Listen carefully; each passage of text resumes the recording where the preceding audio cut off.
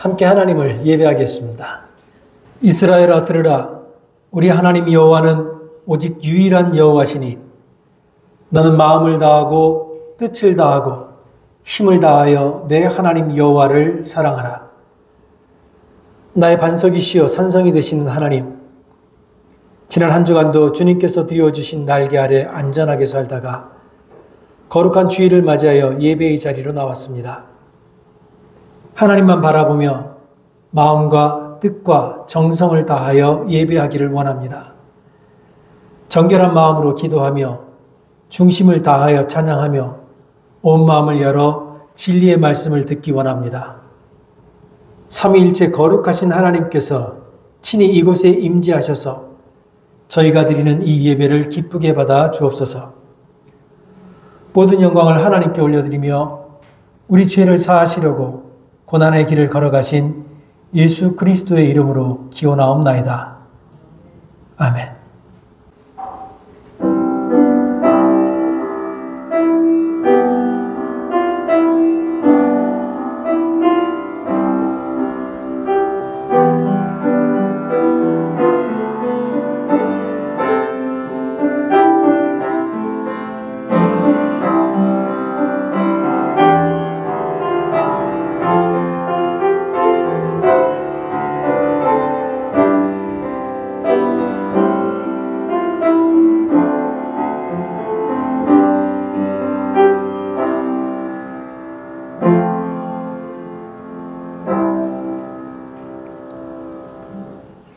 저희 정자매 기도할 때 다 함께 기도하시겠습니다.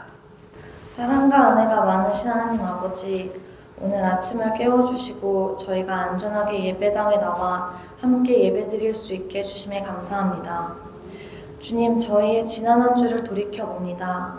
주님을 사랑한다, 주님이 내 삶의 주인이라 고백했지만 결국 내가 주인인 삶을 살아갔습니다. 진정한 평강이 주님께 있다는 것을 알고 있음에도 불구하고 나의 의로 평강을 얻으려고 노력했고 주님의 사랑으로 인해 남을 사랑하게 되었지만 그 사랑이 나에게서부터 나왔다 착각하며 교만하였습니다. 눈이 가려져 부활하신 예수님이 옆에 있음에도 예수님을 알아보지 못한 제자들이 저희임을 고백합니다. 저희의 연약함 앞에서 항상 넘어지지만 이미 세상을 이기신 예수님을 의지하며 담대하게 다시 일어날 수 있게 간절히 소망합니다. 주님, 저희 사순절을 보내고 있습니다. 이 사순절이 매년 오는 교회 행사가 아니라 저희를 너무 사랑하셔서 독생자 예수를 이 땅에 보내주셨고 우리의 죄를 대신해 십자가에 못 박혀 돌아가신 예수님을 온전히 묵상할 수 있도록 함께 해주세요. 예수님의 십자가 고난을 통해 주님의 측량할 수 없는 사랑을 묵상하게 해주시고 예수님의 부활을 통해 저희의 믿음이 더 굳건해져 주님의 권능을 찬양할 수 있기를 간절히 기도드립니다. 주님, 저희 링컨 한인교회 그리고 각 지체를 위해 기도합니다. 기쁘고 행복해 주님을 찬양할 때도 너무 많지만 힘들고 지쳐 눈물 흘릴 때도 많습니다. 작은 신음에도 응답하시고 또 저희의 부르짖음을 들으시는 주님이 저희의 피난처이시고 요새이심을 고백합니다. 저희와 같이 아파하시는 주님께 저희가 주님께 나올 수 있도록 도와주시고 서로가 서로를 위해 기도하고 위로할 수 있도록 함께 해주세요. 이 시간 말씀 전해주시는 박경현 목사님의 입술을 통해 선포되어지는 말씀이 힘이 되어 저희가 이번 한 주를 승리할 수 있게 성령님 함께 해주세요. 예배를 위해, 교제를 위해 보이는 곳에서 또 보이지 않는 곳에서 헌신하는 성도님들이 있습니다. 주님께서는 그 손길을 아시오니 기억해 주시고 축복해 주세요. 하나님이 이 예배의 주인 되심을 고백하며 사랑과 은혜가 많으신 예수 그리스도의 이름으로 간절히 기도드립니다. 마가복음 7장 24절로 30절 하나님의 말씀을 교독하겠습니다. 예수께서 일어나사 거기를 떠나 두로 지방으로 가서 한 집에 들어가 아무도 모르게 하시려 하나 숨길 수 없더라.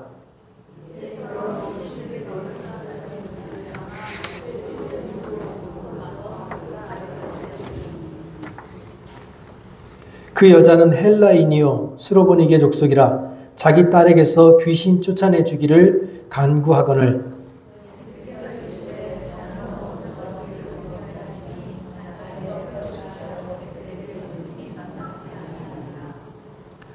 여자가 대답하여 이르되 주여 옳소이다마는 상 안의 개들도 아이들이 먹던 부스러기를 먹나이다.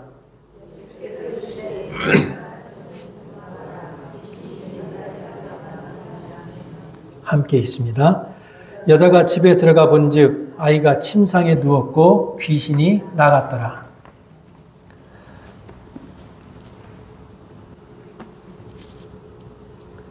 사람이 타인을 온전히 이해하고 받아들이는 건 결코 쉬운 일이 아닙니다.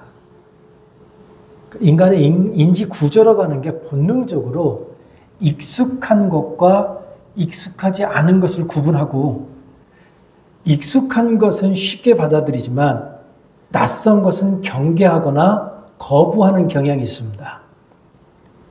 사람은 기본적으로 자신의 기존 신념과 일치하는 정보만을 수용하려고 하고 자신이 경험한 범위 내에서 자기가 살아가려고 합니다.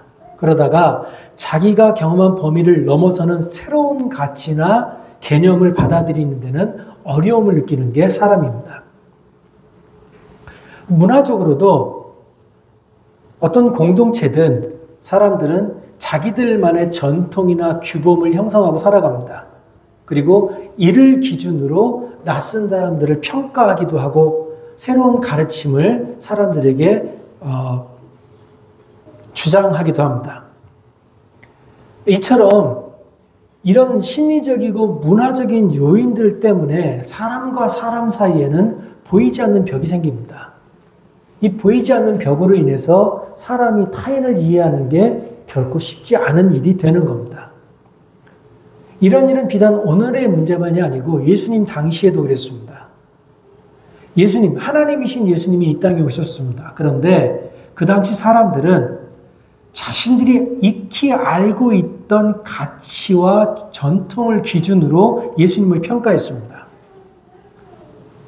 당시 사람들은 예수님이 행하셨던 그 기적들 그리고 그 지혜로운 가르침에 대해서 매우 놀랐습니다.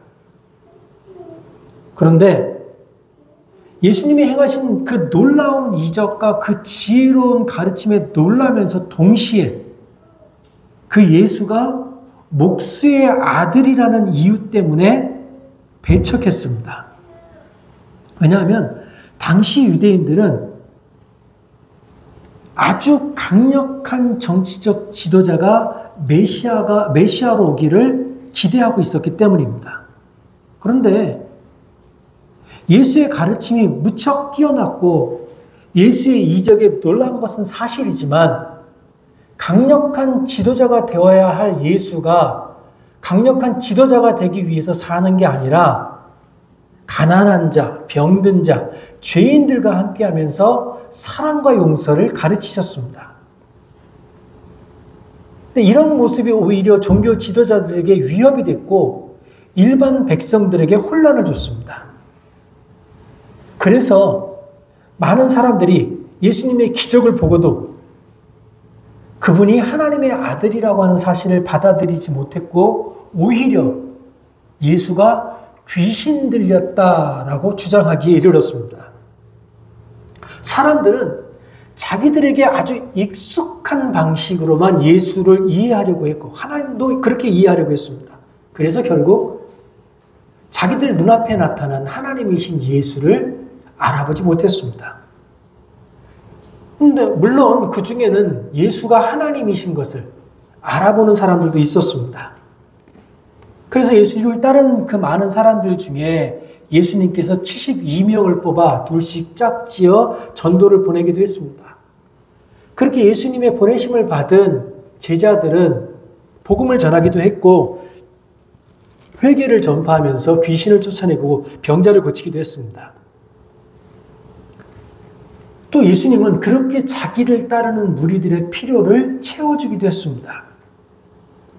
5,000명이나 더 되는 사람이 배가 고파서 굶주리고 있을 때 오병이어를 통해서 그들을 먹여주셨습니다.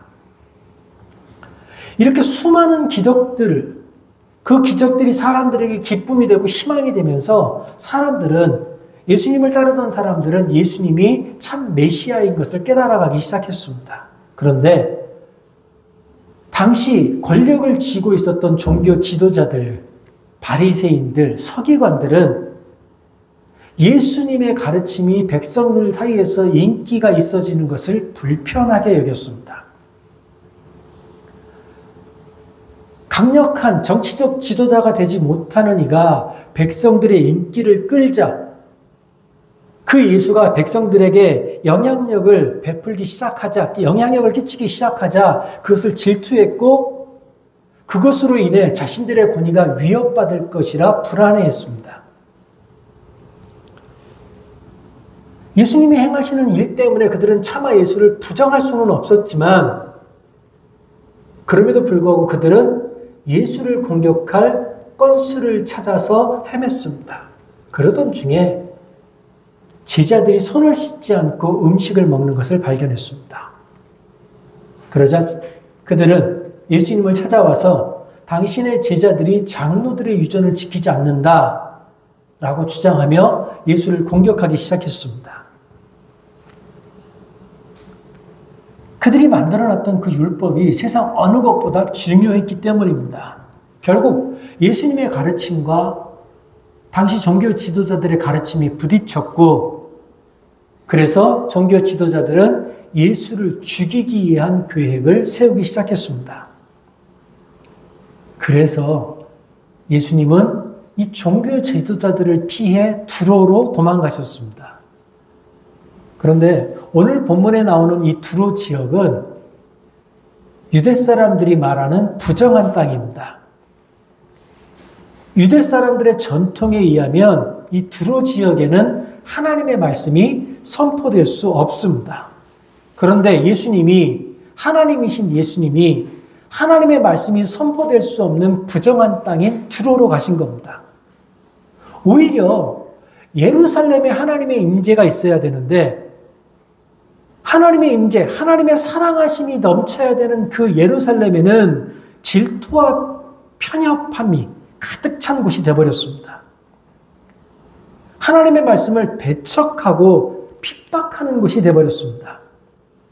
하나님의 생명이 그 예루살렘에 임했지만 그 예루살렘에 있었던 사람들은 예수님을 죽이려고 했습니다.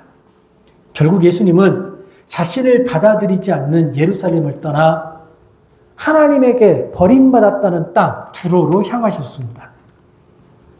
이 두로 지역이요, 오늘날로 말하면 레바논 남쪽 끝에 있는 지중해 연안에 위치한 도시입니다.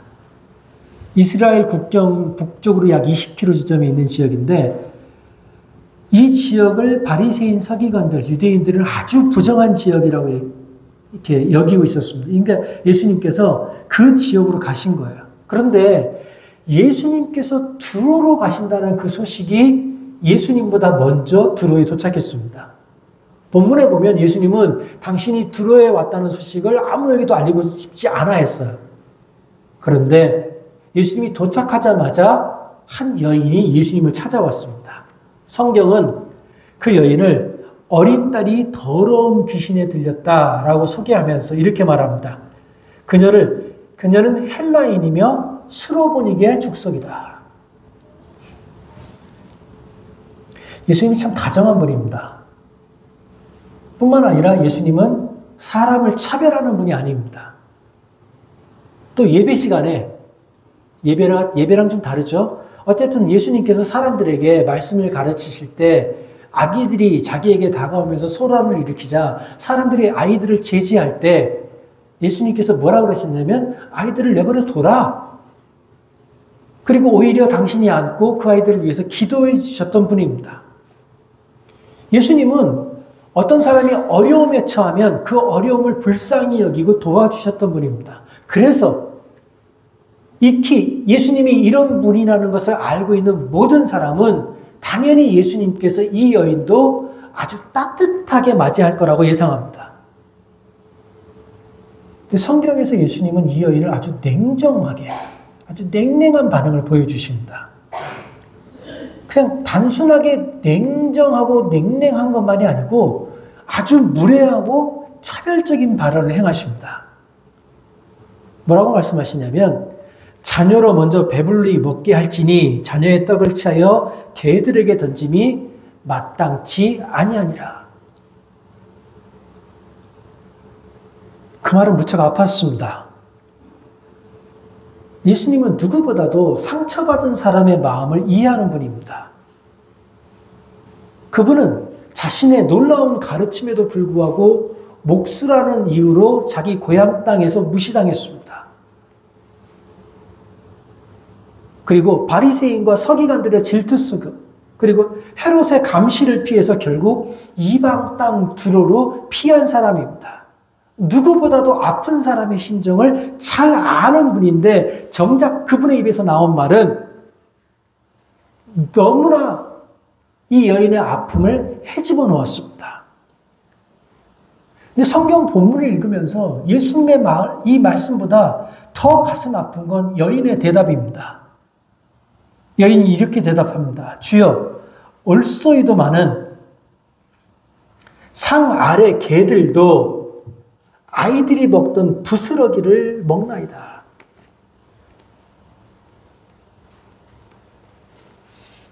이 여인은 알고 있었습니다. 예수님의 그 말이 얼마나 모진 말인지. 그러나 이 여인은 예수님의 그 말에 반박하지 않았습니다. 기가 눌려서 상처받아서 반박하지 않은 게 아닙니다. 그녀에게 중요한 것은 귀신 들린 딸을 살리는 것이기 때문입니다.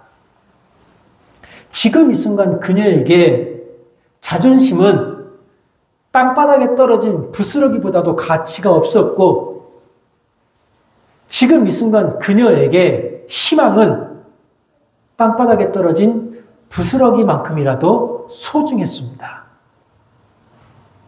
그런데 그 순간 이 여인은 예수님의 말 속에 담겨있던 그 말의 무게를 알았을까요? 그녀는 처음에 그 냉정함이 끝내는 사랑으로 다가오는 그 방식을 이해하고 있었을까요? 예수님은 무척 다정하신 분입니다. 그런데 때로는 그 다정함이 냉정함으로 시작되기도 합니다. 그래서 오늘 본문을 우리가 해석하는 게 어려운 겁니다. 그래서 이 본문을 해석하기 위해서 우리가 몇 가지 전제를 바꿔야 합니다. 그 몇 가지 전제 중에 오늘 우리가 집중해서 살펴보려고 하는 게 이 스로보니게 여인에 대한 해석입니다. 성경이요, 이 여인을 헬라인이며 스로보니게 사람이라고 말했습니다. 그리고 이 여인이 살던 지역이 두로 지역입니다. 두로가 어떤 지역인지 알아야 돼요. 성경에 이방 땅이라고 나오고 유대인들이 불경하게 여기는 땅이라 그러니까 우리는 굉장히 살기 어려운 지역이라고 착각을 하는 거예요. 근데 이 두로 지역이 어떤 지역이냐면 당시 무역과 해상 교역의 중심지로 아주 번성한 도시였습니다. 아주 다양한 상품들이 생산되고 거래됐습니다. 특히나 이 지역에서 자색 염료, 목재, 우리가 성경을 구약을 좀 읽어보신 분들은 쉽게 들어봤을 만한 레바논의 삼나무, 레바논 백향목이라고 하는 유리 제품, 금속, 보석 등의 수출입으로 아주 유명한 도시였습니다. 그래서 당시 두로 지역의 경제력은 이 주변 지역에 막대한 영향을 끼치는 그런 지역이었습니다. 아주 희귀한 것들이 그곳에서 거래됐기 때문에 왕족과 귀족들만 그곳에서 그런 제품들을 거래하는 특권을 누리면서 살기도 했습니다. 또 목재를 수출하는 것으로 유명한 곳이기도 했고, 솔로몬이 성전을 지을 때 목재를 수입해왔던 지역이 바로 이 지역입니다. 본문에 설교 원고에는 없으나 알렉산더가 이 지중해 지역을 공격할 때 많은 도시들이 알렉산더에게 쉽게 굴복을 했어요. 근데 두로가 알렉산더에 맞서서 항전을 할 수 있었던 이유는 이 지역이 그만큼 경제적으로 풍성했기 때문에 가능했습니다. 이 여인은 그런 지역에 살고 있었던 사람입니다. 거기다가 그녀에 대해서 성경이 말하는 걸 해석하면 이렇습니다. 그녀는 시리아 페니키아 사람입니다. 그냥 카타르고 페니키아인이 아니라 시리아 페니키아인입니다. 이게 시리아 페니키아인이다라고 하는 말 속에는 어떤 뜻이 담겨져 있냐면 그 여자는 당시 아주 부유한 지배 계층에 속한 사람이다라고 하는 의미를 갖고 있는 겁니다. 다른 말로 하면 이 여인은 궁핍이 뭔지를 모르고 사는 사람입니다.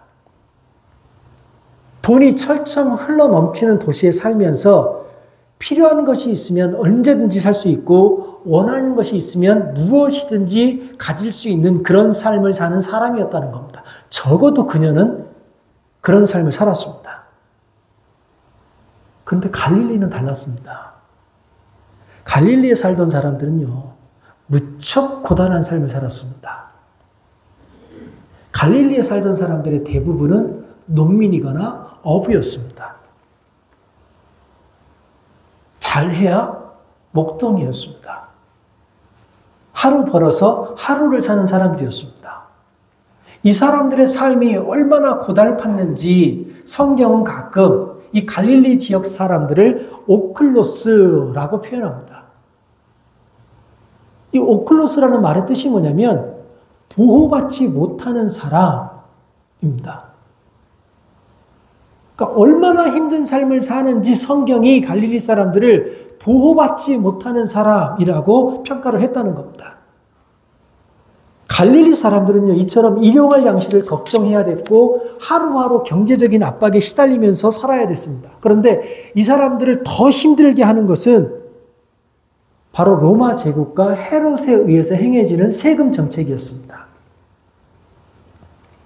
로마에서 세금을 책정해서 이스라엘 다스리는 3명의 왕에게 보냅니다. 그러면 3명의 왕은 그 세금을 걷어서 로마로 보냅니다. 그런데 로마의 왕이 됐던 이 3명의 왕들은 그 왕이 되기 위해서 뇌물을 주고 왕이 된 사람들입니다. 그러니 로마에서 그 지역에서 1년에 1,000만 원 세금을 걷어서 보내라. 그러면 뇌물을 주고 왕이 된 사람들은 1,000만 원을 걷는 게 아니고 4,000만 원을 걷고 5,000만 원을 걷는 겁니다. 그래서 1,000만 원은 세금으로 보내고 나머지 4,000만 원 중에 2,000만 원, 3,000만 원은 자기가 왕권을 계속 유지하기 위해서 뇌물로 쓰는 겁니다. 농사를 지어봐야 기껏 고기를 잡아봐야 내가 잡은 것의 50%, 60%, 70%가 세금으로 나가는 겁니다. 결국 농부들은, 어부들은 그 삶을 견디지 못했습니다. 땅을 가지고 있었던 사람들은 결국은 땅을 빼앗기고 소작농이 됩니다. 소작농이 되어서도 버티지 못한 사람들은 노예가 됩니다.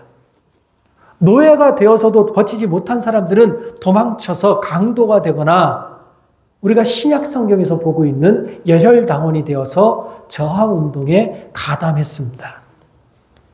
갈릴리 사람들의 삶이라고 하는 건 그런 겁니다.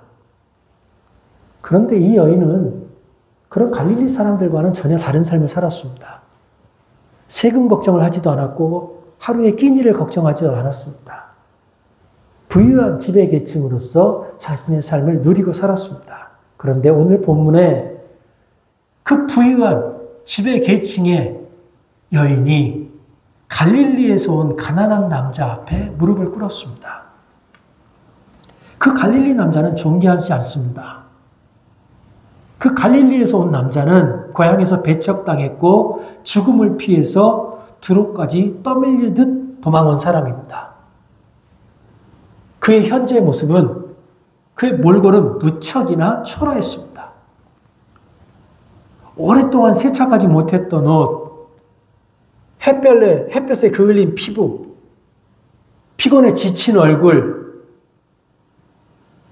그의 모습은 이 여인의 모습과 너무나 대조됐습니다. 그러나 이 여인은 그 남자 앞에 엎드렸습니다. 무엇이 이 여인으로 하여금 무릎을 꿇게 했습니까? 더러운 귀신 들린 딸. 어머니의 마음이란 그런 것이었습니다. 딸을 살릴 수만 있다면 자존심도 체면도 가진 것도 아무런 의미가 없는 겁니다. 그래서 그녀는 모든 것을 내려놓습니다. 가진 것이 없는 여인이 아니라 모든 것을 가졌던 여인입니다. 그러나 지금 그녀가 가지고 있는 그 모든 것이 그녀에게 아무 소용이 없습니다. 그래서 그녀가 주님 앞에 엎드렸습니다. 그런데 그 여인이 주님 앞에 엎드렸을 때 그 여인은 마침내 하나님을 만났습니다. 잃어버린 자녀를 구하기 위해서 가장 높은 곳에서 가장 낮은 곳으로 내려오신 하나님. 모든 것을 포기하고 낮아진 그녀의 마음과 세상을 구원하기 위해서 낮아지신 하나님의 마음이 만나는 그 순간 그곳에서 치유가 일어났습니다. 평소에는 보이지 않았던 것들이 엎드렸을 때 보였습니다. 모자란 것 없이 살던 여인이 모든 것을 내려놓고 엎드렸을 때 마침내 세상을 구원하기 위해 오신 예수님을 만날 수 있었던 것처럼 예수님께서 이 땅에 오실 때는요, 세상 사람들이 하나님을 거부할 때입니다. 예수님은 왕자가 아니었습니다. 예수님은 권력을 두르지 않았습니다. 이 땅에 예수님을 위한 자리가 없었습니다. 이 땅에 예수님을 위한 자리가 여간의 외양간. 예수님은 그곳에서 삶을 시작하셨습니다. 그럼에도 불구하고 사람들은 예수님께 기대했습니다. 예수님이 자신들에게 세상을 뒤엎을 힘을 가르쳐 주시기를, 병자들을 고칠 능력을 주시기를, 귀신을 쫓아낼 수 있는 능력을 주시기를.